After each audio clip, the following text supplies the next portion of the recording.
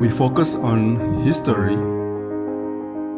culture, religion, art, social, and philosophy of Nusantara. Here, in the presence of Nusantara, we were made to be forgotten about the goodness of ourselves. Because negativity seems to be more interesting for us. Now, I'm Sutoyo Raharto and friends assist you to remind you, to awaken you that we still can find the gems of Nusantara. They are the great sights of Nusantara.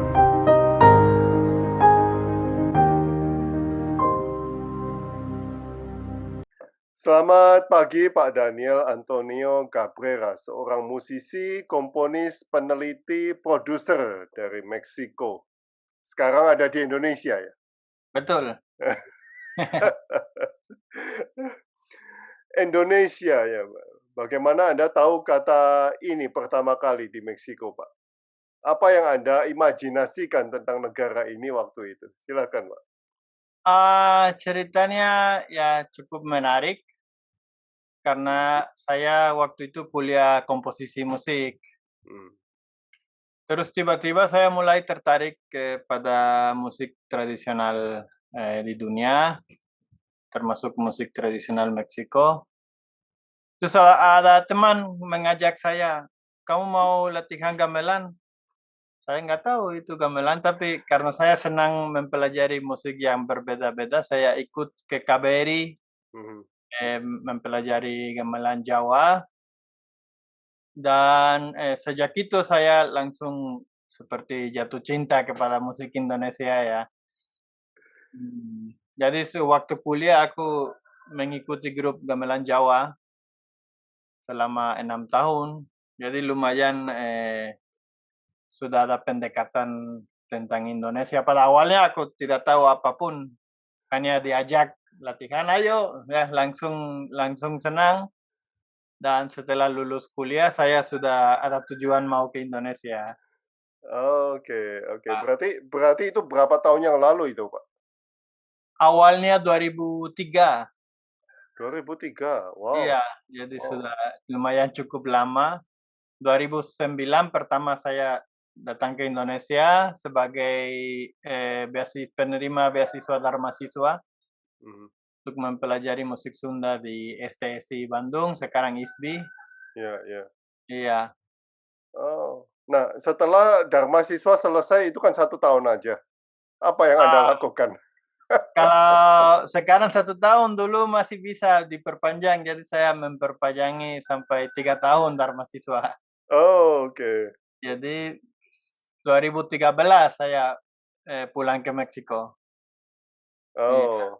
Iya. Terus Lalu di Meksiko 4 tahun bermacam-macam kegiatan, termasuk kegiatan tentang musik Indonesia juga. Lalu saya mendaftarkan untuk beasiswa KNB, Kemitraan Negara Berkembang. Akhirnya diterima dan sekarang hampir selesai di UI, lagi ambil S2 pendidikan musik. Ya. Dan oke.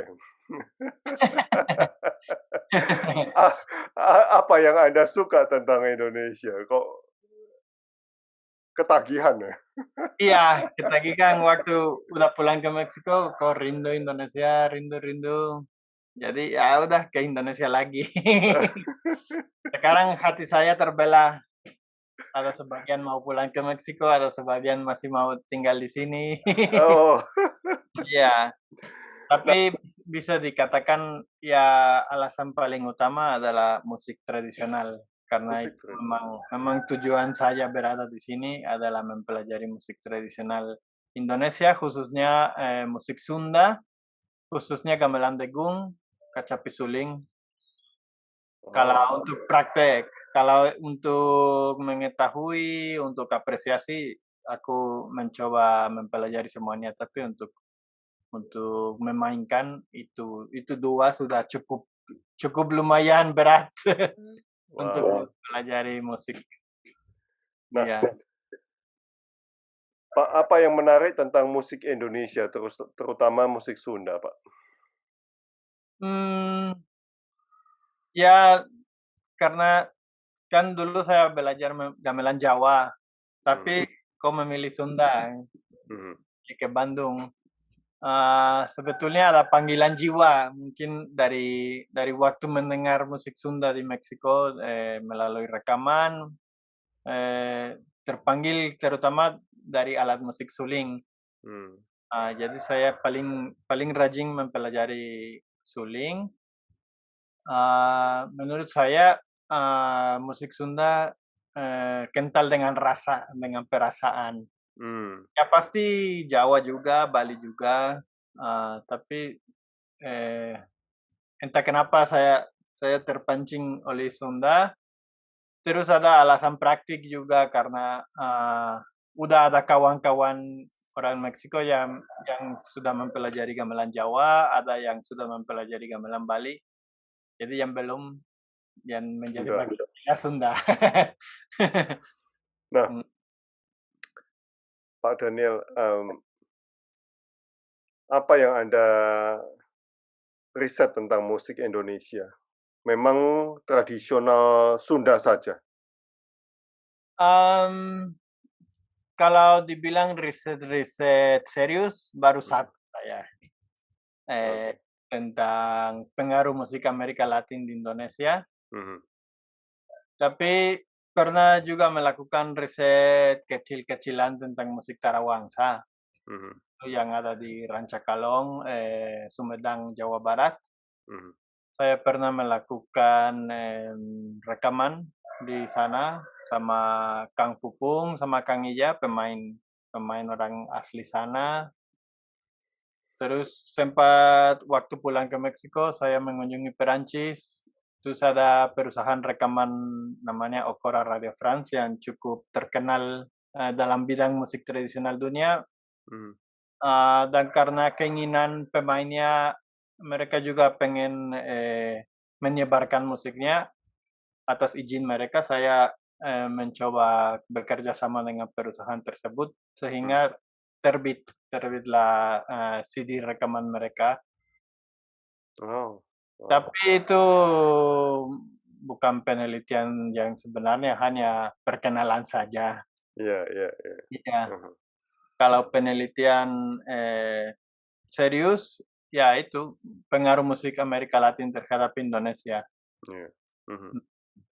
Nah, Dan Anda juga pernah menulis pengaruh musik Amerika Latin terhadap Indonesia, itu di satu artikel ya? ya Atau itu di jurnal? artikel pertama saya sebetulnya, dan saya menemukan ada celah di situ yang belum ada yang pernah meneliti fenomena itu, padahal cukup cukup kental. Waktu aku mulai meneliti 1 tahun, mmm, bisa dinyatakan itu cukup cukup mempengaruhi musik Indonesia dan belum ada banyak informasi tentang itu ya. Oke, oke. Mhm.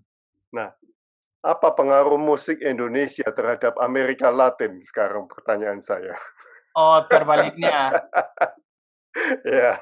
Kalau sebaliknya saya pikir tidak begitu mempengaruhi musik Indonesia, hanya teman-teman kita yang mencoba memperkenalkan dan mempelajari musik tradisional, tapi selain dari itu enggak ada. Orang Meksiko tidak tahu apapun tentang Indonesia, tentang musik Indonesia. Hmm, oke. Terbalik karena musik Latin, dia melalui New York. Ya, ya, ya. Perusahaan-perusahaan industri. Jadi dia melalui industri sehingga mereka menyebar ke dunia gitu sampai Hmm, sampai kemanapun musik Latin terkenal dan mempengaruhi. ya, Iya. ya, ya. Nah, Dan Indonesia ya melalui industri film, piringan hitam, radio, terus melalui juga grup-grup teater, rombongan-rombongan teater yang mengelilingi Nusantara. pada awal abad ke-20. Iya. Iya. Nah, Pak Daniel, jika kita tarik ke belakang, bagaimana hubungan Nusantara dan Amerika Latin dalam sejarah? Apakah ada kesamaan dalam budaya tradisi atau apakah ada kesamaan dalam arsitektur kuno? Saya pikir ada. Itu bukan bidang saya ya, tapi saya percaya teori out of Sundaland, percaya ada peradaban yang sangat kuno di sini, yang kemudian menyebar ke berbagai tempat di dunia, termasuk benua Amerika kan udah terbukti penduduk asli benua Amerika dari Asia, ada yang sebagian dari Siberia menyeberang ke Alaska, ada yang sebagian dari Nusantara, Polinesia, terus berlayar sampai Amerika kan. Oke. Salah satu contoh saya menemukan konsep Papa Kalima Pancer, kalau di sini pakai 4 warna ya, kuning, putih, merah, sama hitam. Itu sama dengan suku Maya. Dan kuning, putih, merah, hitam. Oh, is Indian ya? Iya, itu lambang 4 Kalima Pancer. Kalau di sini aku pernah menemukan warna-warna itu juga di bendera Malaysia zaman dulu. Ada kan di suku Tengger pakai, suku Sunda suka pakai, dan suku Maya suka pakai warna-warna itu. Oh, ya. Ada persamaan yang cukup aneh gitu. Ya, saya pernah mendapat ya itu satu pin ya dari seorang Indian waktu itu di Kanada. Saya baru tahu. Oh, saya masih ingat itu pin itu. Merah, kuning, hitam sama putih ya. Iya. Jadi menggambarkan 4 juru matangin, di tengahnya hijau. Oh, wow. Maya pakai itu dan hubungan itu udah mulai diteliti sejak abad ke-20, akhir abad ke-20 udah ada yang menemukan hubungan yang sangat aneh antara Melayu sama Maya. Oh. Termasuk misalnya Candi Suku mirip sekali dengan Candi Chichen Itza di Meksiko. Oke. Yang meneliti orang mana? Orang Meksiko? Yang akhir ke-20 itu orang Inggris kalau nggak salah. Orang Inggris. Iya, orang Inggris. Oke. Nah, salah. apa yang Anda rencanakan untuk hubungan musik Indonesia dan Meksiko di masa depan? Atau Anda mau tinggal di Indonesia saja ini? Itu saya belum bisa menjawab pertanyaan itu.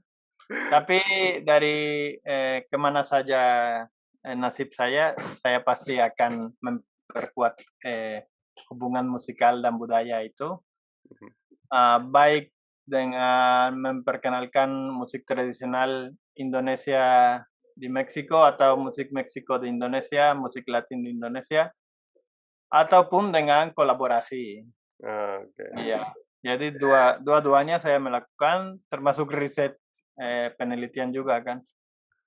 Pak Daniel, saya sering tanya pertanyaan ini kepada teman-teman yang dari ada yang dari Brasil atau Meksiko yang di isi Jogja ya, Christina Chai itu. Christina Duque mungkin. Duque. Ya, itu dari Ekuador. Ekuador ya, Amerika Selatan juga. Iya, Amerika. Tapi saya ingin tanya, apakah pernah mengalami deja vu, Pak Daniel? Pernah, tapi tentang hubungan Indonesia-Meksiko belum. Oke. Iya. Maksudnya waktu main musik Sunda atau waktu masuk ke pedalaman Sunda atau Jawa Barat, apakah pernah mengalami? Oh, rasanya saya pernah ke sini gitu.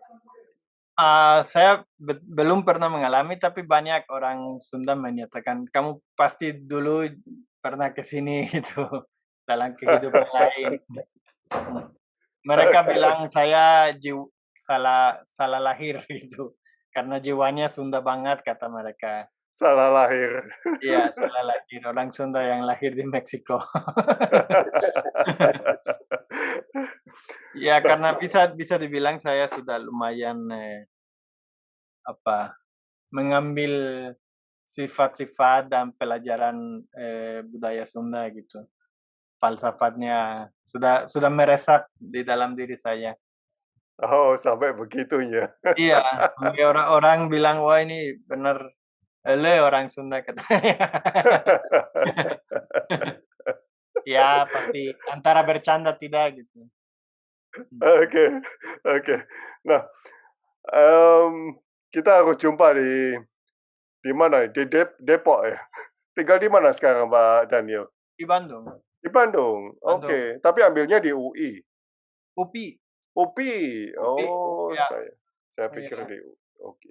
Bapak di mana? Saya di Surabaya, Pak. Surabaya. Iya, iya. Kita harus jumpa di Bandung berarti, Pak. Iya, atau di Surabaya. Atau di Meksiko. Iya, betul. Oke.